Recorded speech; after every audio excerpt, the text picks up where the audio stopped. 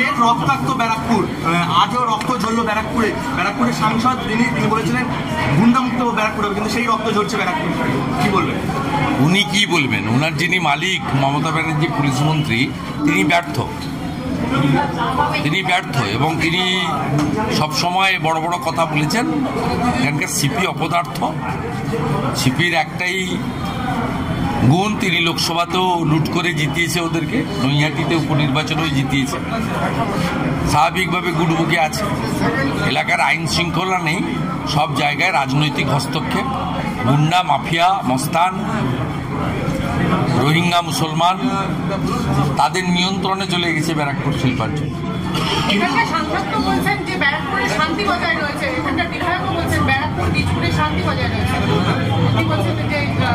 চোখে কিছু রোগ হয়েছে, দেখতে পাচ্ছেন না।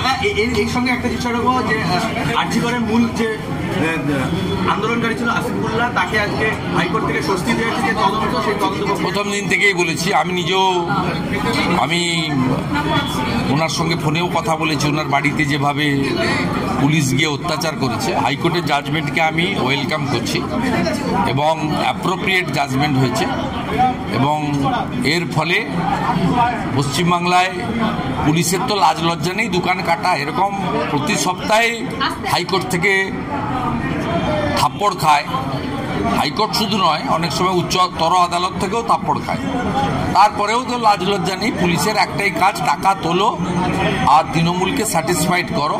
আর মমতা ব্যানার্জি যা বলছে সেটা আগে সিআরপিসি আইপিসি ছিল, এখন বিএনএস। আইনে থাকুক আর নাই থাকুক তাই করো। কিন্তু মমতা বন্দ্যোপাধ্যায় তো আবার আজকে বলছেন পুলিশ আধিকারিক বিডিওদের গ্রামে গ্রামে ঘুরতে, সব জায়গায় ঘুরে ঘুরে দেখতে যেতে, কাজটা ঠিক হচ্ছে কিনা। টাকা কোথায়? কি কাজ করবে? টাকা কোথায়? টাকা তো নেই। পশ্চিমবঙ্গ সরকার এবছরই 91,000 কোটি টাকা ঋণ নিয়েছে। এখনো 3 মাস 2.5 মাস বাকি বছর, আর্থিক বছর শেষ হতে। 79,000 কোটি টাকা বাজার থেকে ঋণ, 9,000 কোটি টাকা রিজার্ভ ব্যাংক থেকে কেন্দ্রীয় সরকারের গ্যারেন্টারের মাধ্যমে ঋণ, আরও 2,200 কোটি টাকা আদার সোর্স থেকে ঋণ। 91,000 কোটি টাকা প্রায় ঋণ নিয়েছে। রাজ্যের 2011 সালে বামফ্রন্টের সময় ঋণ ছিল 1,98,000 কোটি টাকা, মাথা পিছু 20,000 টাকা। মমতা ব্যানার্জি 6 লক্ষ কোটি টাকা ঋণ করে দিয়েছেন। মাথা পিছু ঋণের পরিমাণ পশ্চিমবঙ্গের সব অধিবাসীদের 59,000 টাকা।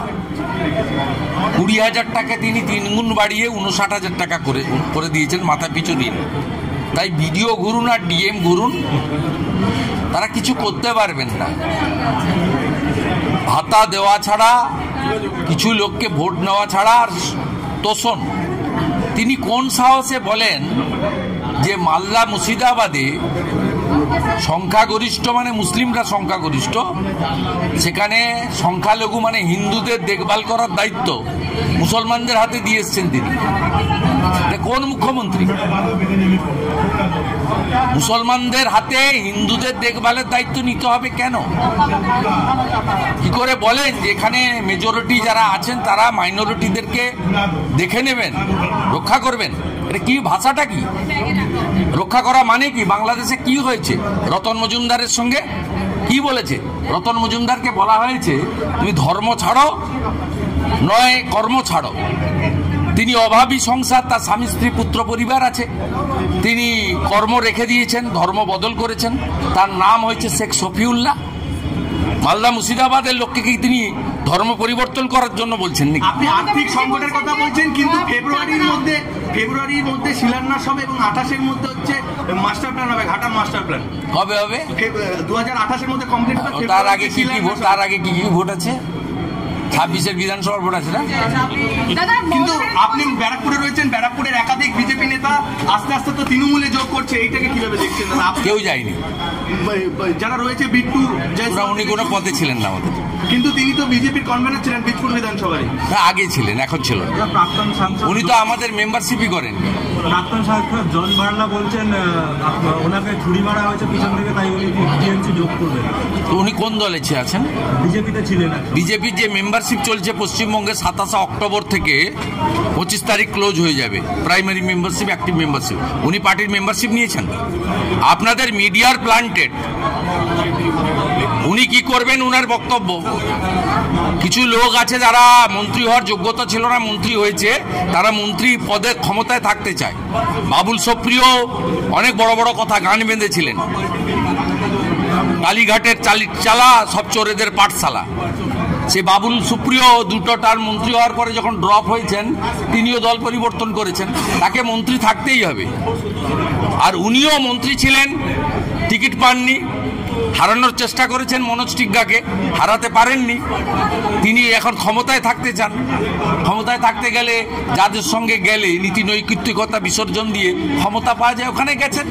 উনি তো বিজেপির কেউ নয়, একজন সাধারণ মানুষ, প্রাক্তন মন্ত্রী। বিজেপির মেম্বারশিপের আইডি নম্বর যদি জন বাল্লার দেখাতে পারেন, তাহলে আপনাদের এই সংবাদপত্র যে চাষটা করছে দুদিন ধরে, এর উত্তর আমি দিয়ে দেব।